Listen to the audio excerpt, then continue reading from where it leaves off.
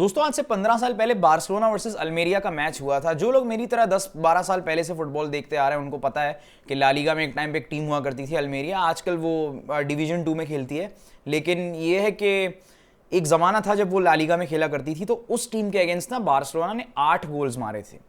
और उस मैच के बाद जो अगला मैच था बार्सिलोना का, वो एल क्लासिको था। तो एल क्लासिको से 1-2 दिन पहले ना एक प्रेस कॉन्फ्रेंस था रियल मैड्रिड का, एंड उस प्रेस कॉन्फ्रेंस में रोनाल्डो से पूछा जाता है कि बार्सिलोना ने अपना प्रीवियस गेम 8-0 से जीता है, आप क्या कहना चाहेंगे इस बारे में। तो वहां पर ना रोनाल्डो ये कहता है कि देखते हैं हमारे अगेंस्ट वो आधे गोल्स भी स्कोर कर पाएँ तो ये बड़ी बात है उनके लिए। तो एक तरह से ना वो चैलेंज कर लेता है बार्सिलोना को। एंड उसके बाद जो हुआ वो ना मैं भूलूंगा ना आप भूलोगे। 29 अक्टूबर 2010, 2 दिन के बाद उस मैच को पूरे 15 साल हो जाएंगे। एंड रोनाल्डो का वो स्टेटमेंट, उसके बाद पेप गार्डियोला और बार्सिलोना की टीम ने रोनाल्डो को हम्बल कर दिया था 5-0 जीतकर। और मेसी ने जो वॉक किया था after the game, that was one of the coldest walks I have ever seen in my life. And आज के मैच में भी ना कुछ वैसा ही हुआ। लामिन यमाल ने मैच से पहले जो स्टेटमेंट दिया, इवन मैं खुद शॉक था कि भाई ये मतलब ऐसे स्टेटमेंट्स क्यों दे रहा है। एक रिकवर नहीं हो पा रहा, दूसरा अपना मुंह नहीं बंद कर पा रहा। तो फिर थोड़ा सा शॉकिंग था लामिन यमाल का वो स्टेटमेंट। हाँ, मैं ये नहीं कहूंगा रोनाल्डो ने डिसरिस्पेक्ट नहीं किया था बार्सिलोना को, एक तरह से चैलेंज किया था। फिर पेप गार्डियोला एंड बार्सिलोना ने उनको बताया कि भाई हम क्या चीज़ हैं। तो इसी तरह लामिन यमाल ने जिस तरह रियल मैड्रिड के अगेंस्ट जो स्टेटमेंट्स दिए थे, वो कहीं ना कहीं रियल मैड्रिड की ईगो को हर्ट कर गई और प्लेयर्स काफ़ी ज़्यादा डिसअपॉइंटेड थे उस स्टेटमेंट से लामिन यमाल के। एंड आज उन्होंने और मैच्योरिटी दिखाई रियल मैड्रिड ने। रियल मैड्रिड अक्सर ऐसा करती है, मैच से पहले बहुत बोलते हैं 90 minutes is the long time in the बर्नाबाओ, बहुत कुछ बोलते रहते हैं रियल मैड्रिड के प्लेयर्स। लेकिन इस मैच से पहले उन्होंने मैच्योरिटी दिखाई। Xabi Alonso as a manager Real Madrid के साथ ये बहुत अच्छी चीज़ कर रहे हैं कि उन्होंने ना प्लेयर्स को बताया हुआ है कि आपको बात नहीं करना, आपको पिच पे बताना है कि आप क्या चीज़ हो। और रियल मैड्रिड ने पहली बार आफ्टर अ लॉन्ग टाइम कोई स्टेटमेंट नहीं दिया मैच से पहले। एंड इवन तो हाफ टाइम में वो 2-1 से लीड कर रहे थे, उस टाइम पे भी उन्होंने सेलिब्रेट नहीं किया, कोई यमाल को कुछ बोला नहीं। उन्होंने इंतजार किया, अपने नर्व को होल्ड किया एंड इंतजार किया मैच खत्म होने का, कि मैच खत्म होने के बाद हम यमाल को कन्फ्रंट करेंगे। तो ये एक मैच्योरिटी दिखी आज रियल मैड्रिड की तरफ से मुझे।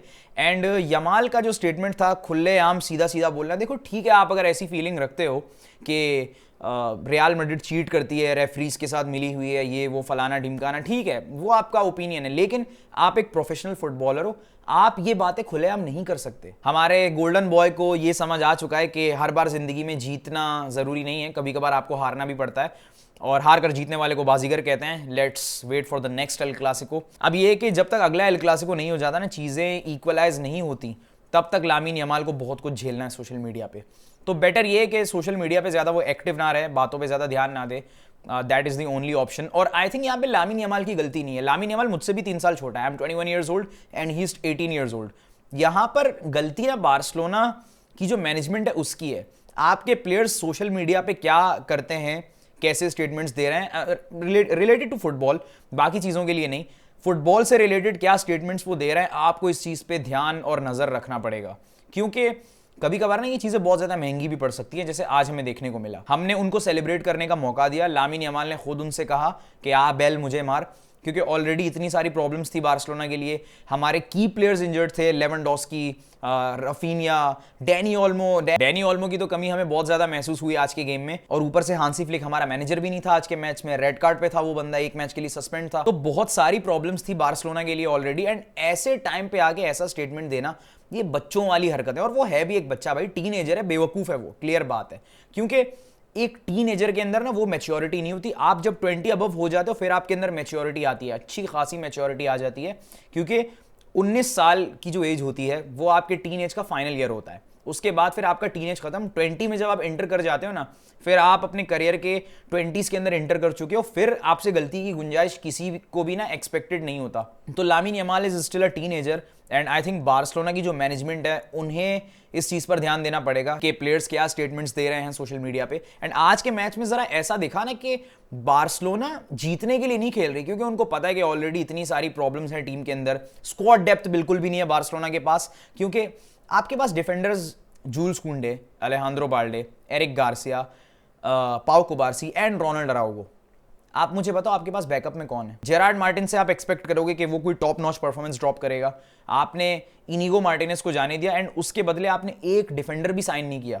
आपने सिर्फ 3 साइनिंग्स की पिछले सीजन, जॉन गार्सिया, रूनी बर्दाजी और आपका मार्कस रैशफोर्ड को आप लोन पे ले आए, तो ये सब चीजें अच्छी थी, लेकिन आपको एक डिफेंडर भी साइन करना चाहिए था। दूसरी तरफ अगर आप रियल मैड्रिड का बेंच देखोगे, फर्लान मेंडी, मस्टेंटुआनो, ट्रेंट अलेक्जेंडर आर्नल्ड, उसके अलावा आपका फ्रान गार्सिया, और ऊपर से उनका बैकअप गोलकीपर था लुनिन। हमारे पास सिर्फ शेज़नी था, हमारा टर स्टेगन इंजर्ड है, हमारा जॉन गार्सिया इंजर्ड है। वो तो भला हो शेज़नी का कि उसने इतनी भयंकर परफॉर्मेंस ड्रॉप की भाई आज के मैच में। Hats off to Szczesny. Even Real Madrid fans भी एग्री करेंगे कि शेज़नी की परफॉर्मेंस आज के मैच में टॉप नॉच थी। और अगर शेज़नी गोलकीपर ना होता ना, खुदा ना खास्ता शेज़नी अगर रेड कार्ड रिसीव करता या कुछ भी, और बैकअप में जो हमारे पास इनएक्सपीरियंस गोलकीपर्स थे जिन्होंने कभी भी कोई बिग स्टेज पे कोई मैच खेला नहीं है, तो प्रॉब्ली हम 4 से 5 गोल्स आराम से कंसीड कर लेते आज के मैच में। लेकिन भला वॉयचिक शेज़नी का, जिसने अपना बेस्ट परफॉर्मेंस दिया। And squad depth is one of those reasons जिसकी वजह से रियल मैड्रिड इतनी ज्यादा कॉन्फिडेंट थी इस मैच में, बिकॉज उनके पास बैकअप में इतने सारे प्लेयर्स हैं यार। हमारे पास कौन है जरा बताना। ये बात हो गई। जब ऑलरेडी इतनी सारी प्रॉब्लम्स है ना, तो आप इस तरह की स्टेटमेंट्स ना दो। मैं कोई जितना ही बड़ा जंगजू क्यों ना हूं, मैं कोई जितना ही बड़ा फाइटर क्यों ना हूं, लेकिन अगर मैं देख रहा हूं एक जंगल में मैं फंसा हूं और मेरी गन में जो है ना सिर्फ 2 बुलेट्स हैं और सामने 10 से 12 बंदे घूम रहे हैं, तो ऐसे सिचुएशन में उनसे पंगा लेना ये बहादुरी नहीं बेवकूफ़ी कहलाएगी। तो वही सिचुएशन है इस वक्त लामिन यमाल के साथ। मैच खत्म होने के बाद कारवाहाल आके लामिन यमाल को कहता है you talk too much, and उसके बाद लामिन यमाल और कारवाहाल के बीच मामला काफ़ी ज़्यादा गर्म हो गया। विनी भी कूद पड़ा उस मामले में, एंड लुनिन भी कूद पड़ा भाई। लुनिन ने भी एक रेड कार्ड रिसीव किया। और उसके अलावा बहरहाल एल क्लासिको में अगर कॉन्ट्रोवर्सीज ना हो, ऐसा हो ही नहीं सकता भाई। Without a controversy El Clasico is naught El Clasico, clear बात है। पेनल्टी वाले इंसिडेंट पे बाद में आते हैं, लेकिन पहले इन चीज़ों को मैं क्लियर कर दूं। रफीनिया की गेम इन्वॉल्वमेंट मुझे ज़्यादा लगी उस फाइट के दौरान as compare to Lamine Yamal की इन्वॉल्वमेंट। एंड एक चीज़ जो मुझे काफ़ी ज़्यादा शॉकिंग लगा ना, आप डेली 4-2-3-1 के फॉर्मेशन के साथ जाते हो, तो आज आप क्यों 4-3-3 के साथ गए हो? आपको किसने कहा कि पेड्री को एज अ सेंट्रल मिडफील्डर खिलाओ? पहली बात तो ये देखो, पेड्री डबल पिवट पे फाड़ खेलता है भाई, बहुत ही अच्छा खेलता है। एंड आज पेड्री पूरे मैच में एक तरह से आप कह सकते हो गायब था। इतनी कोई गेम इन्वॉल्वमेंट उस बंदे की थी नहीं आज के मैच में। इतने सारे मैचेस के बाद अब जाके कोई बैड परफॉर्मेंस आई है पेड्री की, तो लेकिन आपको किसने कहा कि पेड्री को आप एज अ सेंट्रल मिडफील्डर खिलाओ? क्योंकि पेड्री है ही डबल पिवट में खेलने वाला बंदा। डबल पिवट पे आप फ्रेंकी डियोंग और पेड्री को रख सकते थे, और आगे जो है लेफ्ट विंग राइट विंग पे मार्कस रैशफोर्ड और लामिन यमाल। उसके अलावा as a central attacking midfielder आप फर्मिन लोपेस को रखते, and as a striker Ferran Torres को। लेकिन आपने 4-3-3 का फॉर्मेशन खिलाना ज्यादा बेटर समझा। आई डोंट नो क्यों, ये चीज़ मुझे थोड़ी सी अजीब लगी। ऑब्वियसली मैनेजर भले कोई दूसरा था, लेकिन हांसी फ्लिक की प्लानिंग थी ये 4-3-3 का फॉर्मेशन, ये मेरी समझ से बाहर था। दूसरी तरफ रियल मैड्रिड ने प्रॉपर्ली 4-4-2 का फॉर्मेशन डाला था, and they knew what they are doing. Ball possession हमने होल्ड की थी ज्यादा, 68% बॉल पोजीशन। 2 बिग चांसेस हमने क्रिएट किए थे, रियल मैड्रिड ने 4 क्रिएट किए थे। एंड बॉल पोजीशन हम इसलिए होल्ड कर रहे थे कि रियल मैड्रिड ज्यादा अटैक ना करे, क्योंकि हम ऑलरेडी हार चुके थे। लेकिन हमें कुछ चांसेस भी मिले थे जो हम कन्वर्ट नहीं कर पाए। शायद अगर हम ये मैच ड्रॉ भी कर लेते ना, हमारे पास कहने को ये होता कि भाई हमारी पूरी टीम तो अवेलेबल थी भी नहीं, फिर भी हम तुम्हारे अगेंस्ट ड्रॉ निकाल के आए। वैसे मैं ये नहीं कहूँगा कि ये मतलब बार्सिलोना ने इंजरीज के हिसाब से, मैनेजर अवेलेबल नहीं है, इन सब के हिसाब से अच्छा खेला। हाँ, ये अच्छी बात है कि हमने ज़्यादा गोल्स कंसीड नहीं किए, लेकिन आपको थैंक यू कहना पड़ेगा शेज़नी को, जिसने आज हमें बचाया। अदरवाइज जिस तरह से हमारा डिफेंस लाइन जो आज खेल रहा था ना, हम आराम से 3 से 4 गोल्स कंसीड कर लेते और ये मैच 4-1 पे भी फिनिश हो सकता था या फिर 5-1 पे भी फिनिश हो सकता था। लेकिन भला हो शेज़नी का, जिसने आज के मैच में हमें बचा के रखा था। भाई contract extension, I love you शेज़नी। Plus उस बंदे ने पेनल्टी भी सेव की एम्बापे की। पता है लास्ट पेनल्टी जो शेज़नी ने सेव किया था ना, वो पेनल्टी उस बंदे ने सेव किया था 2022 वर्ल्ड कप में, आज से 3 साल पहले। मेसी की पेनल्टी उसने सेव करी थी, जो पोलैंड और अर्जेंटीना का मैच था 2022 फीफा वर्ल्ड कप में। उसके बाद ये अब जाके वॉयचिक शेज़नी ने एक और पेनल्टी सेव की, और ये है एल क्लासिको के अंदर की पेनल्टी। एम्बापे की पेनल्टी बंदे ने सेव की है। एम्बापे की कोई गलती नहीं थी उसमें, वो सेव कमाल का सेव था फ्रॉम वॉयचिक शेज़नी, इस बात से तो कोई भी डिनाई नहीं कर सकता। लेकिन जब पेनल्टीज की बात हो ही रही है, तो पेनल्टी कंट्रोवर्सीज की भी हम बात कर लेते हैं। पहली जो पेनल्टी थी ना, जहां पे लामिन यमाल का जो पैर टकरा गया, ठीक है, वो पैर बीच में ला रहा था अगेंस्ट विनीशियस, एंड वहां पर बॉक्स के अंदर वो जरूर गिरा, एंड रेफरी ने शुरू में पेनल्टी दे दी थी, लेकिन वीएआर के बाद उसने कहा नहीं, नो पेनल्टी। बट अगर तुम मुझसे पूछोगे कि क्या वो पेनल्टी थी या नहीं, देखो ये है कि नेचुरल पोजीशन देखी जाती है। और देखो ये थोड़ा सा कंट्रोवर्शियल ओपिनियन भी हो सकता है, तुम लोग शायद मेरे ओपिनियन से एग्री ना करो, बट इंटेंशनली लामिन यमाल ने नहीं किया था। वो दिख रहा था यार, इंटेंशनली नहीं किया उसने।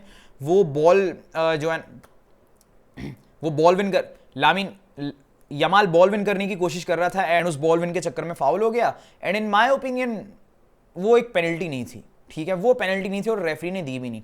लेकिन उसके बाद जो सेकंड पेनल्टी थी, जो कि पेनल्टी दी रेफरी ने, एम्बापे ने वो पेनल्टी मिस करी, वॉयचिक शेज़नी का कमाल का सेव, वहां पर जो आपके if I am not wrong मेरे ख्याल में मिलिटाओ था या बेलिंगम था, उसने शॉट लिया, आपके एरिक गार्सिया ने शॉट ब्लॉक किया एंड उस शॉट को ब्लॉक करने के चक्कर में उसके हाथ पे लग जाता है। आई नो कि उसने भी इंटेंशनली नहीं किया, वो अनइंटेंशनली किया, बट वो मेरी नज़र में एक पेनल्टी थी और वो पेनल्टी मिली भी, तो ठीक है। ये चीज़ लेकिन मुझे अजीब लग रही है कि अगर अक्सर ऐसा हमें देखने को मिलता है ना, कहीं पर रेफरी कोई कंट्रोवर्शियल डिसीजन ले लेना तो वो उसकी भरपाई अगले फाउल में कर लेता है, भले ही वो फाउल प्रॉपर फाउल ना हो, लेकिन रेफरी करता है उसकी भरपाई।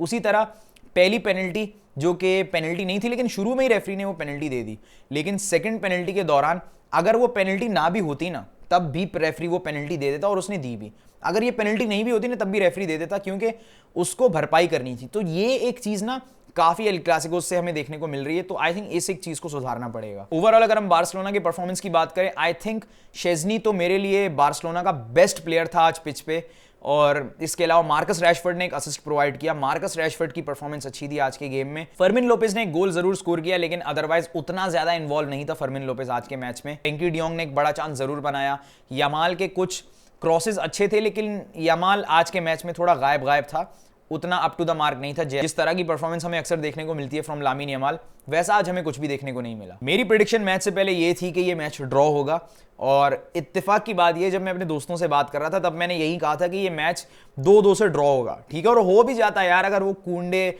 84th मिनट पे यार अपना चांस फिनिश कर लेता, लेकिन what a miss by Jules कुंडे।